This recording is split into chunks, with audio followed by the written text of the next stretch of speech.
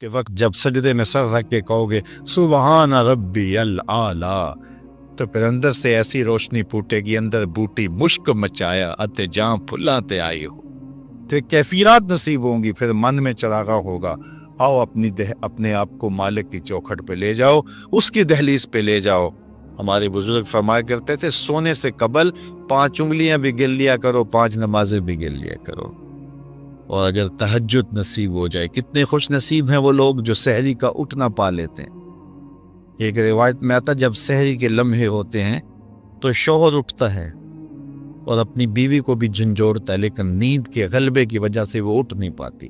خیر یہ چلا جاتا ہے، وضو کرتا ہے، واپس آتے ہوئے چلو میں تھوڑا سا پانی لے آتا ہے اور اپنی بیوی کے اوپر چھڑک دیتا ہے، تو وہ بھی اٹھ جاتی ہے اور یہ مصلی بچھا کے نماز پڑھنے لگ جاتا ہے، اللہ کے حضور سجدہ ریزیاں کرتا ہے، اور وہ بھی جلدی سے وضو کر کے اس مصلی کے ساتھ مصلی بچھا کے خاتون بھی نماز پڑھنے لگ جاتی ہے۔ تہجد کے سجدے ہیں، سحری کے لمحے ہیں، رات کی تاریکیاں ہیں، کوئی دیکھنے والا نہیں ہے، 2 مصلی بچھے ہیں، ایک پہ شوہر کھڑا ہے، ایک مصلی پہ بیوی کھڑی ہے، رب کی دہلیز کا نوکر اور اس کی چوکھٹ کی بادی، دونوں سجدہ ریز۔ حدیث میں آتا ہے جب یہ سجدے کر رہے ہوتے ہیں اللہ دیکھ کے مسکرا رہا ہوتا ہے، اپنی شان کے مطابق مسکرا رہا ہوتا ہے کہ دیکھو میرا بندہ اور میری بندی میرے لیے سجدے کر رہے ہیں، پھر کتنی رحمتیں برستی ہیں، کتنی کرم نوازیاں ہوتی ہیں۔ ذرا اپنی سحریوں کا آغاز سجدوں سے کرو، پھر آپ کو کسی بابے کے پاس نہیں جانا پڑے گا کہ جن آ گیا، بھوت آ گیا، ہمارے گھر میں سایہ ہو گیا، بدروحوں کا اثر ہو گیا، کسی نے تعویذ ڈال دیے، جادو کر دیا، ٹونا کر دیا۔ تہجد کے سجدوں سے اپنے مسلوں کو آباد تو کر کے دیکھو، تمہارے گھر پہ چھم چھم رحمتوں کا نزول ہوگا، کرم نوازیاں اتریں گی، تمہارے گھر کے اندر انوار برسیں گے۔ آؤ اس کی چوکھٹ پہ آؤ، اس کی کرم نوازیوں کے رنگ دیکھو کہ وہ کتنے کرم نوازیاں کرتا ہے، پھر رزق کے دروازے بھی کھلیں گے، تمہارے لیے رحمتوں کے دروازے بھی کھلیں گے، سکون اور طمانیت کے دروازے بھی کھلیں گے، اندر سے روشنی پھوٹے گی۔ تو کہا ہر جان یہ دیکھے اس نے آنے والے کل کے لیے آگے کیا بھیجا ہے۔ پھر کہا واتقوا اللہ، اور اللہ سے ڈر جاؤ، پھر دوبارہ وہی تلقین کی۔ پھر ارشاد فرما ان اللہ خبیر بما تعملون، جو تم کرتے ہو تمہارا رب اس سے باخبر ہے، تم اس کی نگاہوں سے پوشیدہ نہیں ہو۔ آج کہیں لکھا ہوتا ہے نا خبردار کیمرے کی آنکھ دیکھ رہی ہے، تو لوگ سیدھے ہو کے بیٹھ جاتے ہیں، کیمرے کی آنکھ دیکھ رہی ہے۔ کیمرے کی تو لائٹ بھی بند ہو سکتی ہے، اس کا سسٹم خراب بھی ہو سکتا ہے، لیکن جو رب کے کیمرے لگے ہیں وہ سسٹم کبھی خراب نہیں ہوتا۔ کیمرے کی ایک رینج ہے، اس سے آگے نہیں دیکھ پاتا، لیکن مالک کی شان کے ارا زبیبا نملۃ السودا، کالی رات کے اندھیرے میں، کالے پہاڑوں کے سلسلے میں، گہری غار کے اندر چیونٹیوں کے عمیق سوراخ میں جب چیونٹی چلتی ہے تو اس کے ننھے مہین قدموں سے سینہ سنگ کے اوپر جو وہمی اور گمانی لکیر بنتی ہے، تمہارا رب اس کو یوں دیکھتا ہے جس طرح دیوار چین کو دیکھتا ہے۔ اس کی نظروں سے کیا ہماری خلوتیں پوشیدہ ہیں، ہمارے اعمال پوشیدہ ہیں، کیا اس کی نظروں سے ہمارے خیال پوشیدہ ہیں؟ دروازہ مقفل کر کے اگر ہم گناہ کریں گے تو کیا مالک سے پوشیدہ ہوں گے؟ لوگوں سے تو پوشیدہ ہیں لیکن مالک سے پوشیدہ نہیں ہیں۔ یہ عقیدہ جم جائے تو بند کوٹری میں بھی جرم نہیں ہو سکتا۔ آپ دیکھتے نہیں ہیں کہ جب دروازے مقفل کر کے بت کے اوپر بھی موٹا کھیس ڈال کے زلیخا بولی ہے تلک یوسف اب تو آ جاؤ، اب تو کوئی نہیں دیکھ رہا، تو جناب یوسف نے کہا کالا معاذ اللہ، میں اللہ کی پناہ میں آتا ہوں، تو اپنے اس بے جان بت اور مجسمے سے بھی حیا کرتی ہے، اور اس کے اوپر بھی جو دیکھ نہیں سکتا پردہ ڈال لیا ہے، اور میں اس سے حیا نہ کروں جو 7ویں کوٹری میں بھی دیکھتا ہے۔ پھر اتنی روشنیاں برستی ہیں کہ گناہ کا تصور بھی محال ہوتا ہے، اور یوسف بھاگتے ہیں تو اللہ دروازے کو کشادہ کرتا چلا جاتا ہے۔ تو آؤ تو اس چوکھٹ پہ، تو وہ تو بند کمروں کے ماحول دیکھتا ہے، اس سے تو کوئی چیز پوشیدہ نہیں ہے۔ یہ یقین اتر جائے، روح میں جم جائے تو پھر زندگی سنور جاتی ہے۔ اور میں آپ کو ایک اور بات عرض کرنا چاہتا ہوں کہ بطور سنی آپ تو یہ بھی عقیدہ رکھتے ہیں کہ رسول کریم کی نگاہوں سے کچھ پوشیدہ نہیں ہے، تو کیا یہ عقیدہ 3 گھنٹے کے مناظرے کے لیے رکھا ہوا ہے کہ عمل پہ بھی اس کا کوئی اثر ہے؟ اگر عمل پہ کوئی اثر ہے تو پھر بند خلوت کدے میں بھی جرم کرتے شرم آئے کہ رسول اللہ کی نگاہوں سے تو کچھ پوشیدہ نہیں ہے۔ پھر ہماری خلوتیں جو ہے وہ پاک ہو جائیں، ہماری جلوتیں پاک ہو جائیں، ہم رسول اللہ کی نگاہوں سے بھی پوشیدہ نہیں رہ سکتے۔ ان کی نگاہیں دوربین بھی دیکھتی ہیں، ہمارے رب کی نگاہیں بھی دیکھتی ہیں، حضور اللہ کی عطا سے دیکھتے ہیں۔ تو جب یہ عقیدے جم جائیں گے، روح میں اتر جائیں گے، تو زندگی میں نظم پیدا ہو جائے گا۔ جہاں کوئی سیکورٹی نہیں پہنچتی، کوئی عقیدہ نہیں پہنچتا، کوئی جو ہے وہ کیمرہ نہیں پہنچتا، وہاں یہ عقیدہ پہنچتا ہے، ان اللہ خبیر بما تعملون، جو تم کرتے ہو تمہارا رب اس سے باخبر ہے۔ اللہ تعالیٰ جل شانہ نے اس شخص کی کہانی کو بیان کیا ہے جو قیامت کے دن جہنم کی طرف جا رہا ہوگا۔ کچھ لوگ اسے پوچھیں گے ما سلککم فی سقر، کہ تم جہنم میں کیوں جا رہے ہو؟ تو وہ جواب میں کہے گا لم نک من المصلین، کہ ہم نماز نہیں پڑھا کرتے تھے۔ آج جہنم میں جانے کا سبب نماز نہ پڑھنا ہے۔ پنجگانہ نماز ہر عاقل بالغ مرد اور عورت پر فرض کی گئی ہے، اور قرآن مجید میں مختلف صیغوں سے 700 سے زائد مرتبہ اس کی تاکید ارشاد فرمائی گئی۔ سینکڑوں احادیث نماز کی تاکید، فضائل، ادا کرنے کی ترغیب اور نہ پڑھنے پر ترہیب میں وارد ہیں۔ اگر کوئی شخص نماز کا انکار کرتا ہے تو وہ دائرہ اسلام سے خارج ہے، لیکن اگر کوئی سستی کی وجہ سے نماز نہیں پڑھتا، صرف سستی کی وجہ سے نہیں پڑھتا، اللہ کا حکم جانتا ہے، اس کو کہا جائے آؤ نماز کو، تو وہ آگے سے مذاق نہیں کرتا یا نماز کا تمسخر یا استحقار نہیں کرتا، بلکہ بس اپنی سستی کی وجہ سے مسجد میں نہیں آتا۔ جو نماز کو ہلکا جانے، خفیف جانے، وہ بھی دائرہ اسلام سے خارج ہے اور کافر ہے۔ لیکن جو شخص اس کو اللہ کا حکم جانتا ہے اور اس کو پڑھنا اپنے اوپر ضروری سمجھتا ہے، لیکن سستی کی وجہ سے پڑھ نہیں سکتا، تو اس کے بارے میں علماء کی آراء مختلف ہیں۔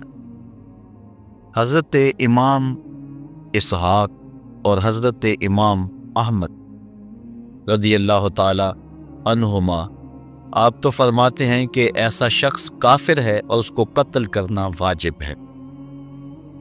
حضرت امام مالک کا قول ہے کہ، اور امام شافعی کا بھی یہی قول ہے، وہ بھی کہتے ہیں کہ اس کو قتل کیا جائے گا اور بطور حد قتل کیا جائے گا۔ حضرت امام اعظم امام ابو حنیفہ علیہ رحمہ آپ فرماتے ہیں کہ بے نمازی کو قتل نہیں کیا جائے گا، بلکہ اس پر تعزیر نافذ ہوگی۔ یہ حاکم وقت کی ثواب دید پر ہے کہ وہ اس پر کیا سزا دیتا ہے، اور فرمایا اس کو 7 قید کیا جائے گا اور توبہ کے لیے اس کو زور دیا جائے گا۔ اگر وہ توبہ کر لے تو اس کو قید سے باہر نکال لیا جائے گا، ورنہ اس کو قید رکھا جائے گا۔ صحابہ کہتے ہیں کہ ہم کسی عمل کے تارک کو کافر نہیں سمجھتے تھے سوائے نماز کے تارک۔ اور آقا کریم علیہ السلام کا ایک فرمان ہے من ترک الصلاۃ متعمدا فقد کفر جہارا، جس نے جان بوجھ کے نماز چھوڑی اس نے اعلانیہ کفر کیا۔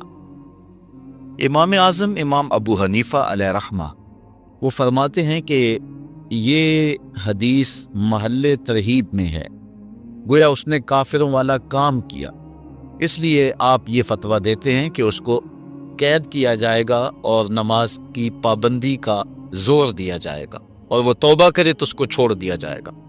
لیکن باقی ائمہ بعض کہتے ہیں اس کو حداً قتل کیا جائے، اور امام اسحاق اور امام احمد کہتے ہیں اس کو قتل کرنا واجب ہے۔ تو بے نمازی جو اللہ کے حکم کی پابندی سستی کی وجہ سے نہیں کرتا، یہ اس کے لیے حکم ہے۔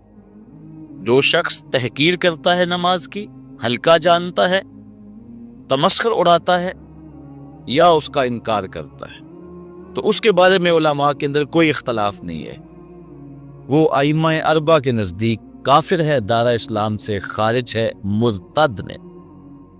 لیکن سستی کی وجہ سے نماز نہ پڑھنے والا، اس کے بارے میں علماء کا یہ موقف ہے۔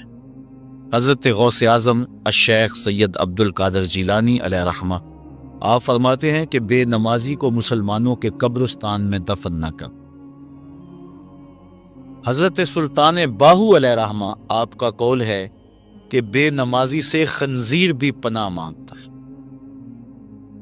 حضرت شیخ سعدی شیرازی فرماتے ہیں بے نمازی کو قرض نہ دو، جو اللہ کا قرضہ ادا نہیں کرتا تمہارا قرض کیسے لٹائے گا۔ اب آئیے ہم حضور علیہ السلام کے فرامین دیکھتے ہیں اس حوالے سے۔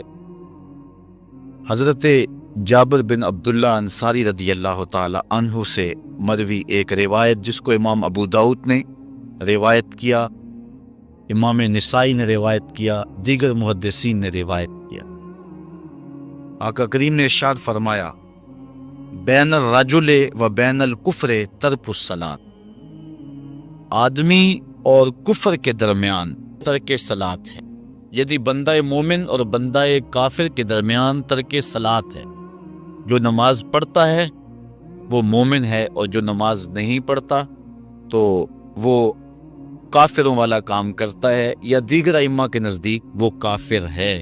یہ ترہیباً نہیں بلکہ یہ حکم ہے۔ اور حضرت نبی رحمت صلی اللہ علیہ وسلم کا ایک دوسرا فرمان ان الفاظ کے ساتھ ہے بین الرجل و بین الشرک والکفر ترک الصلاۃ، شرک و کفر اور بندہ مومن کے درمیان نماز ترک کرنا ہے۔ حضرت امام ابن ماجہ نے ان الفاظ کے ساتھ روایت کو نقل کیا ہے بین الکفر والایمان ترک الصلاۃ، ایمان اور کفر کے درمیان نماز کا ترک کرنا ہے۔ اور آقا کریم علیہ السلام کا وہ فرمان جو حضرت انس سے مروی ہے، جس کو طبرانی نے اپنی موجم میں لکھا بھی آپ کے سامنے میں نے رکھا، کہ حضور نے فرمایا من ترک الصلاۃ متعمدا فقد کفر جہارا، جس نے جان بوجھ کے نماز چھوڑی اس نے اعلانیہ کفر کیا۔ حضرت ابو ہریرہ رضی اللہ تعالی عنہ سے ایک روایت ہے کہ وہ فرماتے ہیں لا سہم فی الاسلام لمن لا صلاۃ ولا صلاۃ لمن لا وضوء لہ، کہ اس شخص کا اسلام میں کوئی حصہ نہیں ہے جو نماز نہیں پڑھتا، اور اس شخص کا نماز میں کوئی حصہ نہیں ہے جو وضو نہیں کرتا۔ وضو کے بغیر نماز نہیں ہوتی، اور نماز کے بغیر اسلام نہیں ہوتا۔ اور اسی روایت کو بالفاظ دیگر حضرت عبداللہ ابن عمر رضی اللہ تعالی عنہ نے حضور سے یوں روایت کیا ہے، طبرانی نے اپنی موجم میں اس کو لکھا لا ایمان لمن لا امانتہ ولا صلاۃ لمن لا طہور لہ ولا دین لمن لا صلاۃ لہ۔ حضور فرمایا کہ اس شخص کا ایمان نہیں جس میں امانت نہیں، اور اس شخص کی نماز نہیں جس کو پاکیزگی حاصل نہیں، اور اس شخص کا دین نہیں جس کو نماز نصیب نہیں۔ حضرت امام ابن ماجہ نے اس روایت کو اپنے الفاظ کے ساتھ روایت کیا ہے۔ حضرت بریدہ رضی اللہ تعالیٰ عنہ اپنے باپ سے روایت کرتے ہیں اور وہ حضور سے روایت کرتے ہیں۔ حضور علیہ السلام نے ارشاد فرمایا ان العہد الذی بیننا و بینہم الصلاۃ فمن ترکہا فقد کفر، کہ ہمارے اور ان لوگوں کے درمیان جو معاہدہ ہے وہ نماز کا ہے، جس نے نماز کو چھوڑ دیا اس نے کفر کیا، یعنی ہمارا اور ان کا پھر اب معاہدہ باقی نہیں رہے گا۔ حضرت امام بخاری نے روایت نقل کی ہے، حضور نے ارشاد فرمایا من ترک الصلاۃ العصر فقد حبط اعمالہ، جس نے عصر کی نماز چھوڑی اللہ اس کے سارے عمل برباد کر دیتا۔ حضرت ابو ہریرہ رضی اللہ تعالی عنہ سے روایت ہے جس کو امام ابن ماجہ نے اور امام نسائی نے روایت کیا ہے، وہ حضور سے روایت کرتے ہیں، بڑی مشہور روایت ہے۔ حضور نے ارشاد فرمایا ان اول ما یحاسب به العبد بصلاته فان صلحت فقد افلح وانجح وان فسدت فقد خاب وخسر۔ فرمایا قیامت کے دن بندے سے سب سے پہلا حساب نماز کا لیا جائے گا۔ اگر اس کی نماز ٹھیک ہو گئی تو وہ فلاح پا گیا، اگر پہلا تول ٹھیک آ گیا تو وہ کامیاب ہے، وانجح اور نجات پا گیا، وان فسدت فقد خاب وخسر، اور اگر پہلا تول ہی ٹھیک نہ ہوا تو پھر وہ ذلیل و رسوا ہو گیا۔ حضرت عبادہ بن صامت رضی اللہ تعالیٰ عنہ سے ایک طویل روایت ہے، وہ کہتے ہیں کہ حضور علیہ السلام نے مجھے 7 چیزوں کا حکم دیا، مجھے وصیت کی کہ ان 7 کاموں کو کرنا ہے۔ ان کے اندر جو دوسری چیز تھی وہ حضور نے یہ ارشاد فرمائی، وَلَا تَتْرُكُوا الصَّلَاةَ مُتَعَمِّدِينَ فَمَنْ تَرَكَهَا مُتَعَمِّدًا فَقَدْ خَرَجَ مِنَ الْمِلَّةِ، کہ جان بوجھ کے کبھی نماز نہ چھوڑنا، جس نے نماز چھوڑی وہ ملت اسلامیہ سے نکل گیا۔ اور حضرت معاذ بن جبل رضی اللہ تعالی عنہ سے بھی ایک طویل روایت ہے کہ حضور نبی رحمت صلی اللہ علیہ وسلم نے ان کو 10 وصیتیں کی تھی۔ اصول برکت کے لیے یہ ساری حدیث میں آپ کے سامنے رکھ دیتا ہوں۔ کہتے ہیں اوصانی رسول اللہ صلی اللہ علیہ وسلم بعشر کلمات، حضور نے مجھے 10 باتیں ارشاد فرمائیں، حکمت سے بھری اور رحمتوں سے بھری ہوئی ایک ایک بات ہے، ان کے بول بہاروں جیسے اور اصحاب ستاروں جیسے۔ تو اتنا خوبصورت کلام لہو خورشید کا ٹپکی اگر ذرے کا جگر چیے۔ حضور نے 10 باتیں حضرت معاذ بن جبل رضی اللہ تعالی عنہ کو بطور وصیت ارشاد کی۔ کہتے ہیں کالا، حضور نے مجھے کہا، ارشاد کیا، لا تشرک باللہ شیئا وان قتلت وحرقت، اللہ کے ساتھ کسی کو شریک نہ ٹھہرانا، اگرچہ تجھے قتل بھی کیا جائے اور تجھے آگ میں جلا بھی دیا جائے، کبھی بھی اللہ کے ساتھ شریک نہ ٹھہرانا۔ دوسری بات حضور نے مجھے یہ ارشاد فرمائی، وَلَا تَعْصِ وَالِدَيْكَ وَإِنْ أَمَرَاكَ أَن تَخْرُجَ مِنْ أَهْلِكَ وَمَالِكَ، کہ اپنے والدین کی کبھی نافرمانی نہ کرنا، اگرچہ تجھے حکم دیں کہ اپنے مال کو اور اپنے بچوں کو لے کے گھر سے نکل جا، تو کہا یہ کر لینا، نکل جانا، لیکن والدین کی نافرمانی نہ کرنا۔ تیسری بات حضور نے ارشاد فرمائی، وَلَا تَتْرُكَنَّ صَلَاةً مَكْتُوبًا مُتَعَمِّدًا فَإِنَّ مَنْ تَرَكَ صَلَاةً مَكْتُوبَةً مُتَعَمِّدًا فَقَدْ بَرِئَتْ مِنْهُ ذِمَّةُ اللَّهِ۔ فرمایا اے معاذ بن جبل، فرض نماز جان بوجھ کر کبھی بھی نہ چھوڑنا، زندگی میں کبھی نہ ہو کہ تجھ سے فرض نماز چھوٹے، اس لیے کہ جس نے فرض نماز جان بوجھ کے چھوڑ دی، اللہ اس کے رسول نے اس سے اپنا ذمہ اٹھا لیا، اب وہ جدھر مرضی جائے، اللہ نے جو ذمہ لیا ہوا ہے مومن کا، اللہ اٹھا لیتا ہے۔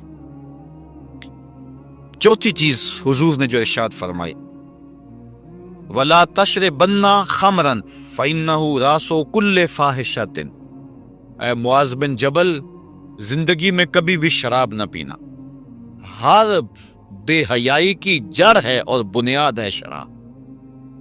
پانچویں چیز کہتے ہیں حضور نے جو مجھے ارشاد فرمائی وہ یہ تھی، وَإِيَّاكَ وَالْمَعْصِيَةَ فَإِنَّ بِالْمَعْصِيَةِ حَلَّ سَخَطُ اللَّهِ، کہا کبھی اللہ کی نافرمانی نہ کرنا، اللہ کی نافرمانی سے اللہ کی ناراضگی مول لینے والی بات ہے، اللہ تعالیٰ کی معصیت سے اس کی ناراضگی جائز ہو جاتی ہے، حلال ہو جاتی ہے۔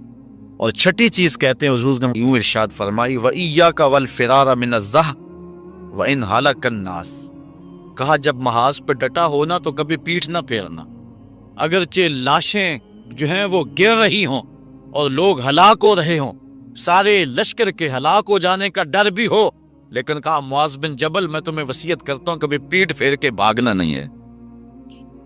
حضور نے کہتے ہیں مجھے جو 7ویں چیز ارشاد فرمائی وہ یہ تھی، وَإِنْ أَصَابَ النَّاسَ مَوْتٌ فَاصْبُتْ، اگر تو کسی ایسے علاقے میں رہتا ہو جہاں موت آ جائے کوئی بیماری آ جائے موت والی تو علاقہ چھوڑ کے بھاگنا نہ، وہیں رہنا۔